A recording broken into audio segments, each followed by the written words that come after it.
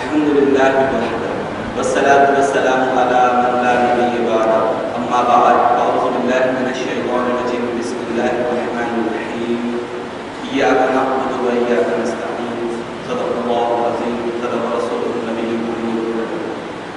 تمام بھائیوں سے گزارش ہے کہ تمام مل کر میرے ساتھ پیارے حبیب صلی اللہ علیہ وسلم پر جھوم جھوم کر درود پاک کا نذرانہ پیش کیجیے. اللہم صلی علی سیدنا مولانا محمد وبارک وسلم.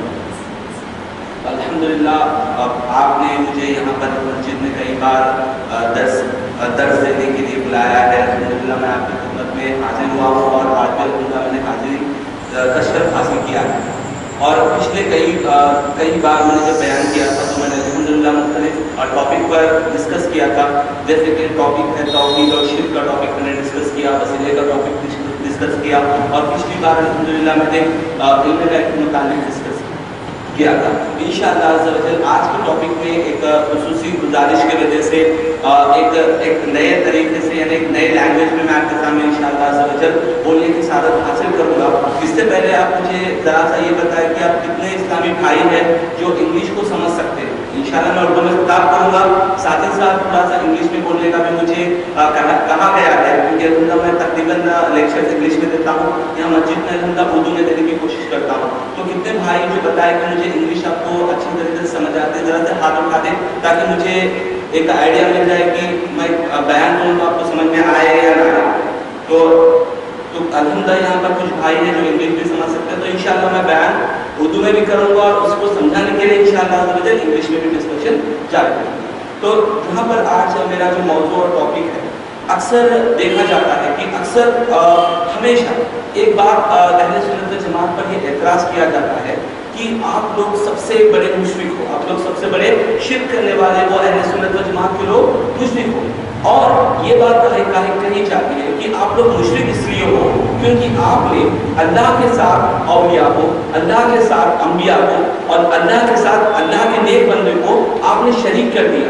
شریک کر دیا کا معنی یہ ہے کہ جو چیز ہم اللہ سے طلب کرتے ہیں, جو چیز ہم اللہ سے مانگتے ہیں, اس چیز کو آپ نے بندوں سے یعنی نبی سے یا ولی سے آپ نے مانگی ہے اور آپ نے اس طرح سے ملایا ہے, تو اس وجہ سے یہ شرک ہو گیا. تو یہاں پر آپ اس بات کا انشاءاللہ عز و جل میں خلاصہ کروں گا, کیا اولیاء اللہ سے مدد مانگنے سے, کیا نبی پاک صلی اللہ علیہ وسلم سے مدد مانگنے سے, استغاثہ استعانت کرنے سے کیا یہ شرک ہوتا ہے یا نہیں ہوتا.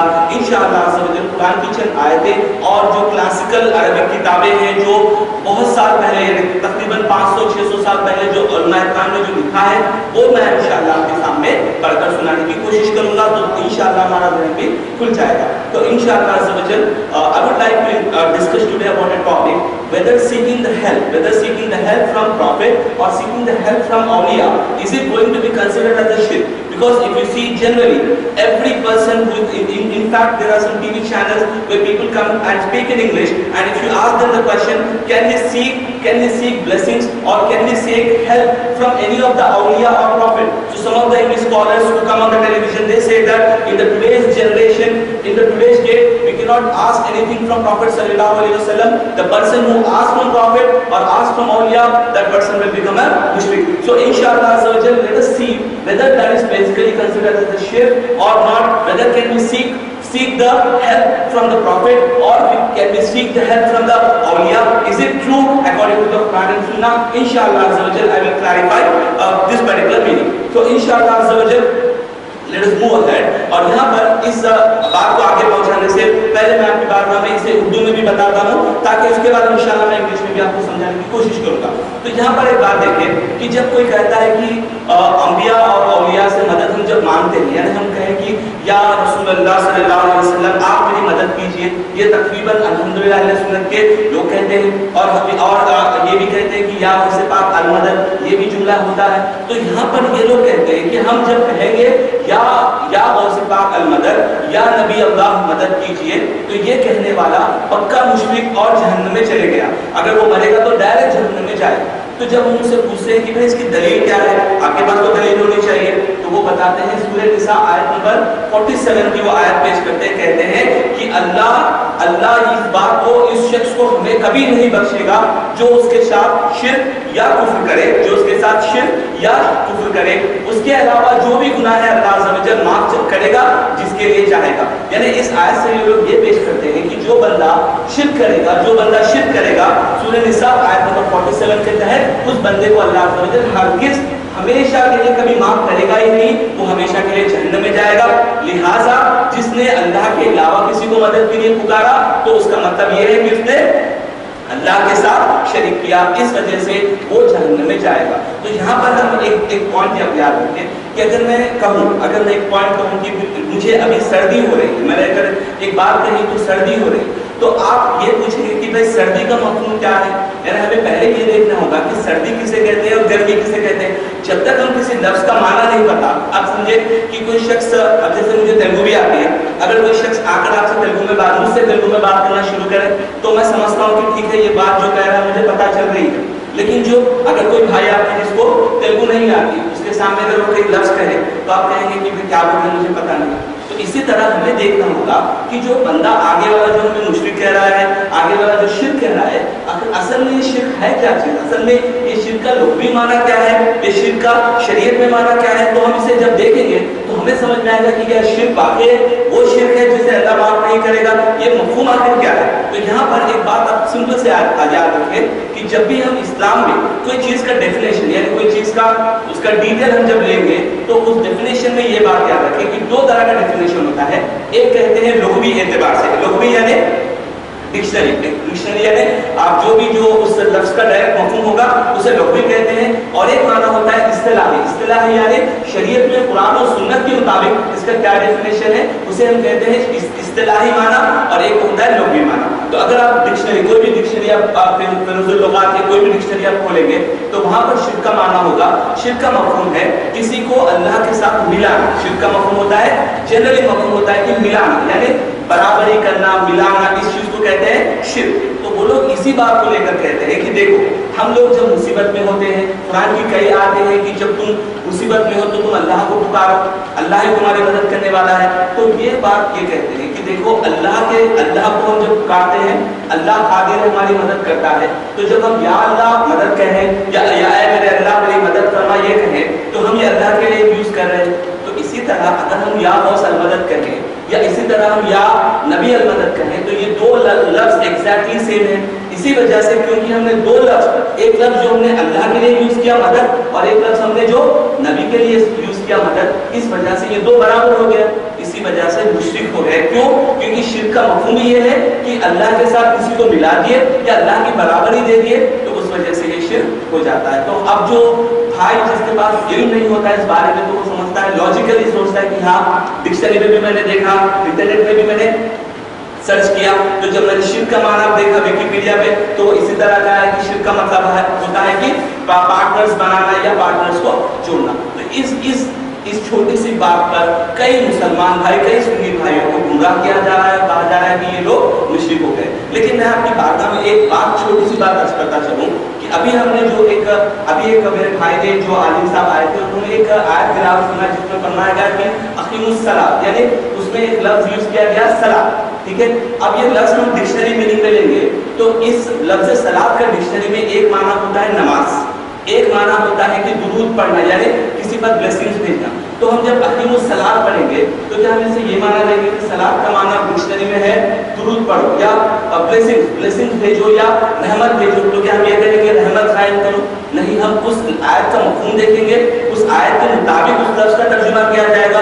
تو اسی طرح آپ یہ بات سمجھ لیجیے کہ ہر جگہ پر اگر صرف برابری شرک ہو جائے تو آپ کو میں قرآن کی آیت بھی پیش کروں گا جہاں پر جو لفظ بندوں کے لیے اللہ نے یوز کیا ہے وہی لفظ اللہ نے اپنے لیے بھی یوز کیا ہے، تو معاذ اللہ کیا اس سے شرک ہو جائے گا؟ ہرگز نہیں ہوگا۔ تو یہاں پر ہمیں دیکھنا ضروری یہ ہے کہ شرک کا اصل میں شریعت میں کیا معنی دیا گیا، شریعت میں کیا مفہوم دیا گیا ہے۔ تو اس مفہوم کے مطابق میں آپ کے پاس ایک ریفرنس پیش کرتا ہوں، شرح عقائد نصبیہ، شرح عقائد النسبی، یہ کتاب کا میں حوالہ جو دے رہا ہوں اس کے تعلق سے بھی آپ کو میں ڈیٹیل سے بتا دوں. یہ جو کتاب کا جو میں حوالہ دے رہا ہوں یہ امام سعد الدین تفتزانی نے شرح فرمائی ہے. اس کتاب کے جو مصنف ہے وہ تو آج کے نہیں بلکہ 700 ایئرس کے پہلے کے بزرگ ہے، یعنی تقریباً 700 سینچری میں آپ کا وصال ہوا، تو آپ آج سے 700 سال پہلے کے بزرگ ہیں. ٹھیک ہے، تو آپ کی جو کتاب ہے یہ اتنی مقبول ہے، جب بھی ہم جامعہ نظامیہ یا کوئی بھی یونیورسٹی میں پڑھنے جاتے ہیں، جس طرح ہم اسکول یا یونیورسٹی میں کلاس 1 کلاس 2 کلاس 3 میں ہم پڑھتے ہیں ایک ایک اسٹیپ ایک ایک سبجیکٹ، اسی طرح عقائد میں یعنی جو بنیادی دینی عقائد ہوتے ہیں اس بنیادی دینی عقائد کو پڑھنے کے لیے یہ کتاب ہوتی ہے شرح عقائد النسبی. اسی طرح اور بھی کتاب ہے، عقیدہ طحاویہ بھی ہے، بہت ساری کتابیں ہیں. تو اس کتاب کو ہر کوئی مانتے ہیں، آپ کسی کے بھی سامنے اس کا ذکر کریں چاہے وہ اہل سنت جماعت سے ہو یا الگ ہو، وہ اس چیز کو مانتے ہیں کہ ہاں یہ کتاب معتبر ہے. تو آپ جو امام صاحب الدین تفتزانی نے اس کتاب میں شرک کا جو مفہوم اور معنی بیان فرمایا کہ آپ نے فرمایا کہ شرک کا مفہوم ہوتا ہے، شرک اس وقت میں ہوتا ہے اگر کوئی اللہ کے ساتھ اللہ کے علاوہ کسی کو واجب الوجود مانے، اللہ کے علاوہ کسی کو واجب الوجود مانے، جیسے کہ مجوسیوں نے مانا، یا اگر اللہ کے علاوہ کسی نے کسی کو مستحق عبادت مانا جس طرح کے بت پرست لوگ مانتے ہیں، اگر ان دو میں سے کوئی بھی ایک چیز کوئی کر لے گا تو وہ شخص مشرک ہو جائے گا. میں آپ کو اس کو کھول کر سمپل سے سمجھانے کی کوشش کرتا ہوں. دیکھیں میں نے جو ابھی اصطلاحی جو ڈیفینیشن دیا ہے اس میں دو باتیں میں نے کہی ہے. پہلی بات یہ ہے کہ اصطلاح میں شریعت میں اگر دو چیزوں میں سے کوئی ایک چیز بھی پائی جائے تو وہ بندہ کیا ہوتا ہے؟ مشرک ہوتا ہے. تو پہلی بات یہ ہے کہ اللہ کے علاوہ واجب الوجود ماننا. تو یہاں پر ایک سمپل سا پوائنٹ یہ ہے کہ واجب الوجود کا معنی یہ ہوتا ہے کہ اللہ کی ذات صرف ایک واحد ذات ہے جو ہمیشہ سے ہے، ہمیشہ رہے گی، اس پر کبھی فنا نہیں ہوگی. یعنی اس کا مفہوم یہ ہے کہ اللہ کے علاوہ ہر چیز کبھی نہ کبھی تو فنا ہوگی، اور وہ پہلے وجود میں رہی تھی بعد میں وجود میں آئی. صرف اللہ کی ذات وہ ہے جو ہمیشہ ہے اور ہمیشہ رہے گی. اسے کہتے ہیں واجب الوجود. اگر کوئی شخص اللہ کے علاوہ کسی کو واجب الوجود مانے تو آپ فرماتے ہیں کہ یہ ایک طریقے کا شرک ہوگا، اور اس طرح کا شرک کیا ہے. اگر آپ پرشیا وغیرہ میں جائیں گے تو وہاں کے جو مجوسی ہے، آگ کے پجاری ہے، وہ لوگ آگ کو واجب الوجود مانتے ہیں اور آگ کو پوجا کرتے ہیں، اور وہ کہتے ہیں کہ جس طرح یہ آگ ہے وہ ہمیشہ اپنے طریقے سے قائم ہے. اس وجہ سے علماء کرام نے مجوسیوں کو بھی مشرک کہا کیونکہ وہ آگ کو واجب الوجود مانتے ہیں. اور دوسری بات جو ہے یا یہ کوئی کرے، اور ایک بات یہ ہے کہ اگر اللہ کے علاوہ ہم نے کسی کو عبادت کی مستحق سمجھا، یعنی اللہ کے علاوہ ہم نے سمجھا کہ بھائی یہ فلاں جو درخت ہے، جیسے بت پرست لوگ ہوتے ہیں یہ درخت کی ہم عبادت کر سکتے ہیں، اس کو سجدہ کرتے ہیں کئی لوگ جا کر. اگر کوئی چیز کو لے لے اور اس کو عبادت سمجھتے ہیں، جا کر عبادت کرتے ہیں، کوئی بت کو لیتے ہیں عبادت کرتے ہیں، تو اس طرح سے اگر کوئی شخص اللہ کے علاوہ کسی کو واجب الوجود مانے گا وہ شخص بھی مشرک ہو جائے گا، اور اللہ کے علاوہ کسی کو مستحق عبادت مانے گا وہ شخص بھی مشرک ہوگا. تو یہاں پر معیار الوہیت یعنی اللہ کی جو ہم اللہ کو مانتے ہیں، جو توحید کا جو بنیاد ہے وہ دو چیزوں پہ ہے. ایک ہے اللہ کو واجب الوجود ماننا، اور دوسری چیز ہے معیار الوہیت ہے کہ اللہ کے علاوہ کسی کو مستحق عبادت مانیں گے وہ ہم ہرگز نہیں مان سکتے. جو چیزیں اللہ کے لیے صرف خاص ہے، ایک واجب الوجود ہونا اور اللہ ہی معبود ہونا. تو اب ہم آئے یہ ابھی جو میں نے آپ کی خدمت میں ایک ڈیفینیشن پیش کیا تھا کہ لوگ یہ کہتے ہیں کہ اللہ کے علاوہ کسی کو ہم مددگار مانیں، کسی کو ہم مددگار مانے تو یہ شرک ہو جائے گا. تو یہاں پر یہ لوگ یہ سمجھتے ہیں کہ مدد کرنا یہ اللہ ہی کا کام ہے، اللہ ہی کر سکتا ہے، اور اللہ کے علاوہ اگر بندوں کے لیے مانیں گے تو کیا ہوگا؟ شرک ہوگا. تو یہاں پر میں آپ کی باتوں میں قرآن کی آیتوں کا مفہوم پیش کروں. سورہ محمد آیت نمبر 7، سورہ محمد آیت نمبر 7 میں اللہ عز و جل ارشاد فرماتا ہے، جس کا مفہوم اور معنی ترجمہ یہ ہے کہ اے لوگو تم اللہ کے دین کی مدد کرو، اے لوگو تم اللہ کے دین کی مدد کرو، اللہ تمہاری مدد کرے گا اور تمہارے قدموں کو جما دے گا، یعنی تمہیں استقامت عطا فرمائے گا. تو اس آیت میں اللہ نے فرمایا کہ اے لوگو تم اللہ کے دین کی مدد کرو، اللہ تمہاری مدد کرے گا اور تمہارے قدم کو جما دے گا. تو آپ بتائیں کہ قدم کو جمانا یعنی استقامت دینا کس کا کام ہے؟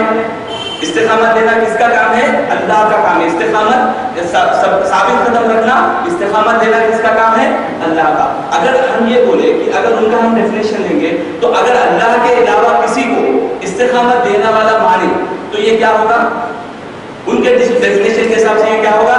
شرک ہوگا. تو اگر آپ سورہ انفال اٹھا کر دیکھیں گے جو واقعہ بدر کے مطابق اللہ نے جو آیت نازل فرمائی فرمائی اس میں اللہ نے فرمایا اے فرشتوں تم جاؤ، اے فرشتوں تم جاؤ، میں تمہارے ساتھ ہوں، میں تمہارے ساتھ ہوں، اور تم مومنوں کو ثابت قدم رکھنا، تم مومنوں کو ثابت قدم رکھنا۔ تو ایک آیت میں اللہ نے فرمایا کہ اللہ تمہارے قدم کو جما لے گا، ایک آیت میں اللہ نے فرمایا کہ اے فرشتوں میں تمہارے ساتھ ہوں، میں تمہارے ساتھ ہوں، تم مسلمانوں کو ثابت قدم رکھنا، یعنی استقامت پر رکھنا۔ اگر آپ دیکھیں تو قرآن میں اللہ نے ایک جگہ فرمایا، ایک ہی لفظ اپنے لیے بھی یوز کیا، ایک ہی لفظ فرشتوں کے لیے بھی یوز کیا۔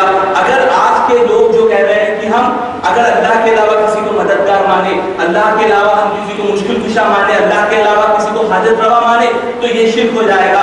تو آپ بتائیں کہ قرآن شرک کا درس دیتا ہے یا توحید کا درس دیتا ہے؟ تو قرآن تو مکمل توحید کا درس دیتا ہے۔ تو یہاں سے پتہ یہ چلا کہ آج کل یہ لوگ جو یہ دھاندلی مچا رہے ہیں کہ بھائی اللہ کے علاوہ کسی کو مدد کے لیے مانگے تو مشرک ہو جائے گی، نہیں، بلکہ یہاں پر علماء کرام نے یہ بات کو واضح فرمایا کہ اگر کوئی بندہ کسی کو بھی مدد کے لیے مانگے، پکارے، کسی کو بھی مدد کے لیے پکارے، اگر اس کے دل میں یہ عقیدہ ہو کہ اللہ ہی مدد کرنے والا ہے، یہ جو مدد کے لیے میں پکار رہا ہوں یہ واسطہ اور ذریعہ ہے، تو علماء نے فرمایا کہ یہ عین توحید ہے، یہ شرک بالکل بھی نہیں ہے۔ آپ دیکھیں تو یہاں پر ایک بات سمجھ میں آئی کہ صرف یہ کہہ دینا، کسی کو مشرک کہہ دینا، کسی کو اسلام سے خارج کر دینا، یہ بالکل بھی اہل سنت و جماعت کا کام نہیں۔ جو اہل سنت کے علاوہ جو نئے فرقے بن رہے ہیں وہ لوگ کا صرف یہی کام ہے کہ اگر کوئی چیز دیکھے تو کہیں ھذا شرک، اگر کوئی چیز دیکھے اب ہٹ ہو جائے تو ھذا شرک یا ھذا بدعت، اس کے علاوہ کوئی بات کو کہتے ہی نہیں۔ تو یہاں پر معاذ اللہ ثم معاذ اللہ حضور صلی اللہ علیہ وسلم کی امت کو، جو امت توحید ہے، امت توحید کو لوگ آج مشرک بنانے پر تلے ہوئے ہیں۔ تو اللہ عز و جل سے ہماری دعا یہ ہے کہ اللہ ہمیں دین کا علم عطا فرما تاکہ ہمیں پتہ چلے کہ سنت کیا ہے، بدعت کیا ہے، توحید کیا ہے، شرک کیا ہے۔ اگر ہم انشاءاللہ اس کوشش میں رہیں گے تو ضرور ضرور ہمیں اس چیز کا علم بھی حاصل ہوگا اور ہم دوسروں کو بھی پہنچانے کی کوشش بھی کر سکیں گے۔ تو یہاں پر میں اپنے انگلش میں آپ کو اس کا مکمل جو بات میں نے بیان کی اس کو مختصر سے سمجھانے کی کوشش کرتا ہوں۔ اگر آپ سمجھیں انشاءاللہ آپ کو اور بھی ایزیلی سمجھ میں آ جائے گا اگر آپ انگلش میں مہارت رکھتے ہو۔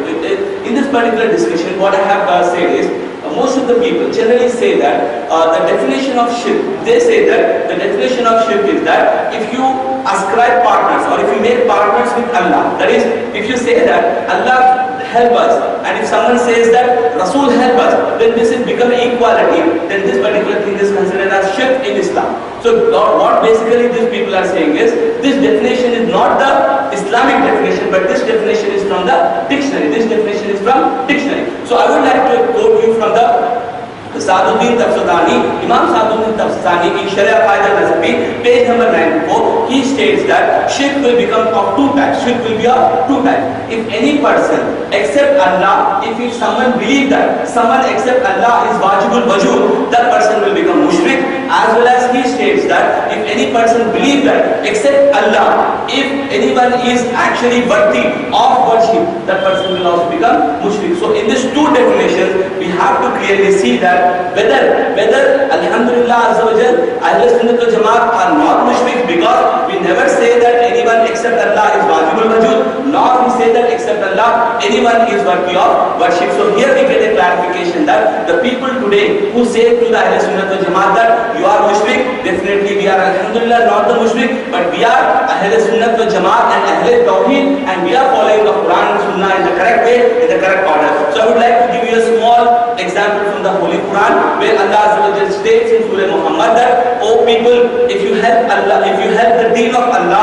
if you help Islam, Allah will help you and Allah will make you steadfast, Allah will make you on a perfect platform. So in this particular verse Allah is saying that, Allah is stating that Allah will help you and make you steady on a platform. In the same way in Surah Anfal, Allah Azza wa Jalla states that, oh dear angel, you go to the people, you go to the Muslim, I am with you, and you make them steadfast, you make them on a perfect platform. So in this particular point, in these two verses, Allah is stating that sabit akhdama, this is the word actually used in Arabic is sabit akhdama, where Allah is using this word for himself as well as for the malaika. So in this context we can say that this is not at all shirk. The people who are saying to the Ahl Sunnah wal Jamaat that they are becoming mushrik, those people themselves are mushrik, because in Sahih Bukhari and Muslim, there is a specific hadith part which states that if any person fall, another Muslim brother, that you are a kafir, and if that person is not a kafir, then Prophet sallallahu alaihi wasallam stated that the kufr will return on the person himself. तो यहाँ पर एक हदीस पाक है सही बुखारी और सही मुस्लिम में, जिसमें फरमाया गया अगर कोई बंदा अपने भाई पर कुफ्र का फतवा दे दे, उसे काफिर कह दे और वो खुद काफिर ना हो, तो हुजूर ने फरमाया वो कुफ्र उसी पर लौटेगा। यानी अगर किसी को मुशरिक कह दे और वो मुशरिक ना हो तो वो बंदा खुद ही मुशरिक होगा। और यहाँ पर आप देखें कि हम अल्हम्दुलिल्लाह अहले तौहीद है, लेकिन हम पर शिर्क का फतवा लगाते हैं। लेकिन ये बात उन्हें समझ लेनी चाहिए कि हदीस की रोशनी में अल्हम्दुलिल्लाह हम तो मुशरिक नहीं, लेकिन जो हमें मुशरिक कह रहा है वो खुद ही मुशरिक हो जाएगा। और यहाँ पर एक मैं नुक्ता बताता हूँ और एक हदीस पाक पेश करता हूँ ताकि आपके दिलों को एक चैन मिले कि क्या हुजूर सल्लल्लाहु अलैहि वसल्लम ने इसके मुतालिक भी कुछ फरमाया। ये हदीस पाक मुस्नद अबी याला और इसी तरह तफसीर इब्न कसीर में सूरह आराफ आयत नंबर 175 के तहत इमाम इब्न कसीर ने नकल फरमाई है। ये हदीस को मैं आपके सामने बयान करता हूँ, आप सोचें और आप देखें कि हम कितने खुश नसीब हैं, हम कौन से गिरोह में हैं। तो आपने हुजूर सल्लल्लाहु अलैहि वसल्लम ने फरमाया, एक सहाबी हुजूर सल्लल्लाहु अलैहि वसल्लम के साथ चल रहे थे, हुजूर ने फरमाया कि एक दौर आएगा, वहां पर से एक शख्स उठेगा, एक शख्स से मुराद एक ग्रोह, एक जमात, एक शख्स और एक जमात उठेगी और वो जमात कसरत से नमाज पढ़ेगी, कसरत से कुरान पढ़ेगी, यहाँ तक कि उनके चेहरों पर कुरान की रोशनी और कुरान की ताजगी दिखेगी। एक शख्स उठेगा जो कसरत से कुरान पढ़ेगा, उसकी कुरान की पढ़ने की रोशनी उसके चेहरे पर दिखेगी। और कुछ दिनों के बाद, कुछ महीनों के बाद, कुछ अरसे के बाद वो मेरी उम्मत के खिलाफ हो जाएगा और मेरी उम्मत पर तलवार खींचेगा, यानी मेरी उम्मत को कत्ल करना शुरू करेगा। तो यहाँ पर हुजूर सल्लल्लाहु अलैहि वसल्लम ने ये इल्म गैब में खबर दी कि एक दौर आएगा जहाँ पर मुसलमानों पर तलवार खींची जाएगी। तो यहाँ पर हुजूर सल्लल्लाहु अलैहि वसल्लम ने फरमाया कि वो मेरी उम्मत को कत्ल करेगा, मारेगा। तो वहाँ पर सरकार सल्लल्लाहु अलैहि वसल्लम ने फरमाया कि जब वो मारेगा तो लोग उससे पूछेंगे, भाई ये तो मुसलमान है, इन्हें तुम क्यों मारते हो? ये तो मुसलमान है, ये तो दाढ़ी वाले हैं, ये तो टोपी पहनकर जो है रहने वाले, सुन्नतों पर अमल करने वाले, तुम इन्हें क्यों मार रहे हो? तो जब वो बंदा कहेगा कि ये लोग शिर्क करते हैं, तो वहाँ पर हुज़ैफा बिन यमान जो सहाबी रज़ियल्लाहु ताला अन्हु है, आप खलीफ में तशरीफ फरमाते, आपने अर्ज़ किया या रसूलुल्लाह सल्लल्लाहु अलैहि वसल्लम, एक बंदा जो अपने आप को मुसलमान कह रहा है, कुरान भी पढ़ रहा है, वो बंदा कत्ल कर रहा है, और एक बंदा जो मुसलमान है वो बंदा कत्ल हो रहा है। या रसूलुल्लाह आप इस बात को बताएं, आपने इतनी बड़ी इल्म गैब की खबर बताई, आप ये बात को बताएं, क्या ये मारने वाला मुशरिक है या मरने वाला मुशरिक है? तो हुजूर सल्लल्लाहु अलैहि वसल्लम ने फरमाया कि मेरी उम्मत गरीब होगी, यानी मेरी उम्मत हक पर होगी और जो मार रहा है वही खुद बदबख्त मुशरिक होगा। तो आप आज देखिए दुनिया में हर जगह पर जब सऊदी में जो हुकूमत छीनी गई, जो सल्तनत अब्बासिया से हुकूमत छीनी गई, तो सऊदी में सबसे जो इब्न सौद, अगर आप हिस्ट्री देखेंगे तो आपको पता चलेगा ये जो सऊदी हुकूमत का जो इब्न सौद है, जो हुकूमत सऊदी पे आया है, सबसे पहले उसने अंग्रेजों से यानी ब्रिटिश वालों से और अमेरिका वालों से हाथ मिलाकर अपने आप को पावरफुल बनाने के बाद इस्लामी हुकूमत पर कब्जा किया, इस्लामी हुकूमत पर मारने लगा। और उसने यहाँ तक किया, उसकी तारीख की जो किताबों में ये वाक़यात मिलते हैं कि उसने मक्के और मदीने शरीफ के जो मुसलमान हज के लिए आते थे, जो सुन्नी मुसलमान होते थे, उनको उसने कत्ल करवाया। और कई सहाबा इकराम के जो मज़ारात थे उसको उन्हें तोड़ने लगाया, और कई इस्लाम के जो बुनियादी मराकिज़ थे तमाम को शहीद करवाया गया। और जब वो मुसलमान को मारता था तो जब पूछते थे कि क्यों मार रहे हो, तो वो कहता था कि सिर्फ हम खुद मुसलमान हैं, मेरे अलावा जितने लोग हैं तमाम के तमाम काफिर हैं। तो ये हदीस में जो हुजूर सल्लल्लाहु अलैहि वसल्लम ने इल्म गैब की खबर दी, वो उलमा फरमाते हैं कि ये शख्स का जो मुस्तहिक है वो जो है ना मोहम्मद इब्न अब्दुल वहाब नजदी, जो सऊदी हुकूमत का एक पर्सन था जिसने ये वहाबियत की बुनियाद डाली। इसके बुनियाद पर उसका नाम है मोहम्मद इब्न अब्दुल वहाब नजदी। तो इसी के सिलसिले में इन लोगों को कहते हैं वहाबी। तो यहाँ पर हुजूर ने जो पेशन गोई फरमाई और वो खरी की वो एग्जैक्ट उतरी है। तो मैं आपसे ये गुजारिश करता हूँ कि अक्सर लोग ये भी होता है कि जब हम कभी कोई डिस्कशन करते हैं तो बात लोग बोलते हैं ये मौलाना तो सख्त बात कर देते, ये मौलाना जो है सख्त बात कर देते। अरे मेरा मुसलमान भाई को ऐसा नहीं बोलना है, उनको जो है इस तरह से वो गिराकर नहीं बोलना है। मैं आपसे एक अदबन बात करता हूँ कि जब मैं हक बात कर रहा हूँ, यानी जो कुरान और हदीस की बात है, جب میں کر رہا ہوں تو لوگوں کو سخت لگتا ہے، لیکن جب آگے والا اپنی مسجدوں میں غوث پاک کے خلاف کیا بولتے ہیں، غوث پاک کے ارے غوث پاک تو خبر میں مر گئے، مر کے خبر میں چلے گئے، تو اب ان کو پکارے تو کوئی کچھ دیتے، وہ کچھ نہیں دیتے، ان کو کیوں پکارنا؟ حضور کے متعلق فرماتا حضور تو دنیا سے تشریف فرما ہوئے، یا رسول اللہ مدد کرنے سے کیا مدد ہوتی ہے؟ اور یہاں تک نیٹ پہ بیانات ہے، ایک تو ان کے جو مولوی کہنے لگے کہ جو یا علی المدد کہے گا وہ سیدھا جہنم میں جائے گا، جو یا علی مدد کہے گا سیدھا کہاں جائے گا؟ جہنم میں جائے گا۔ ان سے پوچھے دلیل، کچھ بھی دلیل نہیں ہے، اللہ کو شریک بنا رہا ہے، میں نے ابھی اپنی بات کا ذکر کیا تو شرک ہو گیا، اس لیے وہ جہنم میں چلا گیا۔ تو آپ دیکھیں ایک بندہ جو سب سے بدترین چیز ہے شرک، دنیا میں سب سے بدترین چیز کیا ہے؟ شرک۔ ایک بندہ ہمیں جو ہے سب سے بدترین چیز کی طرف لے جا رہا ہے اور کہہ رہا ہے کہ یہ مشرک ہو گیا، تو لوگ اس کو سمجھ رہے ہیں کہ بھائی کوئی پرابلم نہیں، اور جب ہم چیز کو سدھار رہے ہیں تو بعض لوگ کہتے ہیں کہ بھائی سخت بات کر رہے ہیں، نہیں یہ جو میں بات کر رہا ہوں یہ اپنے لیے نہیں بلکہ ہمارے لیے یہ بات کرنا ضروری ہے تاکہ ہمیں آگاہ ہو جائے، تاکہ ہمیں معلوم ہو جائے کہ ان کا جو اصل گروہ ہے یہ کہاں سے شروع ہوا ہے، یہ کہاں سے آئے ہیں اور ان کا مقصد کیا ہے۔ تو یہاں پر اور ایک بات کر کے بات میں پتہ چلو، تو یہ تو شرک کا جو ڈیفینیشن تھا، اسی کے ساتھ ان لوگ کی اور ایک بھی یہ بیماری ہے کہ بدعت کی بیماری، اور ایک بیماری کیا ہے؟ بدعت، یعنی ہر بات پر یہی بات آتے ہیں کہ بھائی یہ جو چیز ہے یہ بدعت ہے، یہ بدعت کیوں ہے؟ پوچھیں کہ بھائی بدعت کیوں ہے، تو کہتے ہیں کہ بھائی حضور کے دور میں نہیں ہوا تھا تو یہ اب ہو رہا ہے نا، اسی وجہ سے یہ بدعت ہے۔ وہ کہتے ہیں کہ حضور کے دور میں نہیں ہوتا تھا اب ہو رہا ہے تو یہ کیا ہے؟ بدعت ہے۔ یعنی ہم جب عید میلاد النبی موسم آنے والا ہے، حضور صلی اللہ علیہ وسلم کی ولادت کا جو مہینہ آنے والا ہے، تو جب میلاد مناتے ہیں، ہم جلوس کرتے ہیں، بیان کرتے ہیں، تو سب سے پہلے کہتے ہیں کہ یہ لوگ بدعتی ہے، کیونکہ عید میلاد النبی منانا یہ ان کے مطابق کیا ہے؟ حرام ہے، ان کے مطابق کیا ہے؟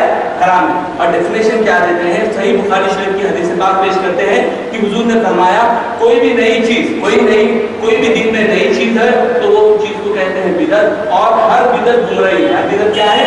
گمراہی ہے۔ تو وہ چیز کو لا کر ہم پہ پیش کرتے ہیں اور کہتے ہیں کہ ہم بدعتی ہو گئے۔ تو میں آپ سے مختصر سے ایک بات کا میں خلاصہ کرتا چلوں کہ یہاں پر ایک نئی بات کا میں عرض کروں۔ کئی لوگ یہ بات کہتے ہیں کہ فون کے ذریعے سے یا نیٹ کے ذریعے سے آپ لوگ ایک بات کہتے ہیں، اگر جمعہ کا دن ہو تو آپ کہتے ہیں کہ جمعہ مبارک۔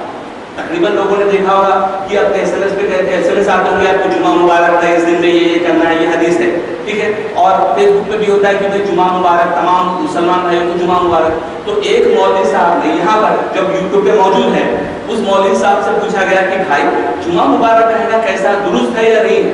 تو بھائی صاحب بولتے ہیں کہ جمعہ مبارک کہنا یہ بدعت ہے۔ کیا ہے؟ بدعت ہے۔ تو ان سے جب پوچھا گیا کہ بدعت کیوں ہے تو انہوں نے دلیل دینا شروع کر رہے ہیں کہ بتا رہے ہیں کہ ہاں یہ اس لیے بدعت ہے کیونکہ ہاں میں مانتا ہوں جمعہ عید ہے، جمعہ عید المومنین ہے، جمعہ عید ہے، اور میں بتاتا چلوں کہ عید الفطر اور بقرعید سے بھی زیادہ افضل جمعہ کا دن ہے۔ تو وہ کہنے لگے کہ عید تو ہے لیکن کسی صحابی نے کبھی مبارکباد دی ہے، کسی صحابی نے دی ہے، یا کسی صحابی نے کسی صحابی کو کیا رسول نے کسی کو جمعہ مبارک کہا ہے؟ نہیں کہا۔ تو اس کا مفہوم یہ ہے کہ جمعہ مبارک کسی صحابی حضور نے نہیں کہا، صحابی نے نہیں کہا، تابعی نے نہیں کہا، اسی وجہ سے یہ کیا ہو گیا؟ بدعت۔ اور ان کے مطابق ہر بدعت کہاں جائے؟ بدعت کرنے والا کہاں جائے گا؟ جہنم میں۔ یعنی آج ایک نیا فتنہ ملا ہے کہ جمعہ مبارک کرنے والا کہاں جائے گا؟ جہنم میں، ان کے مطابق۔ تو آپ دیکھیں ان کی اتنی کم عقلی ہے کہ اس بات کو سمجھ ہی نہیں رہے۔ تو یہاں پر میں آپ کے سامنے ایک مختصر سا اصول عرض کرتا چلوں کہ علماء کرام اس بات کو واضح فرماتے ہیں کہ بدعت کی تعریف یہ نہیں کہ جو حضور کے دور میں نہیں وہ آج ہم کر رہے ہیں تو وہ بدعت ہو گیا۔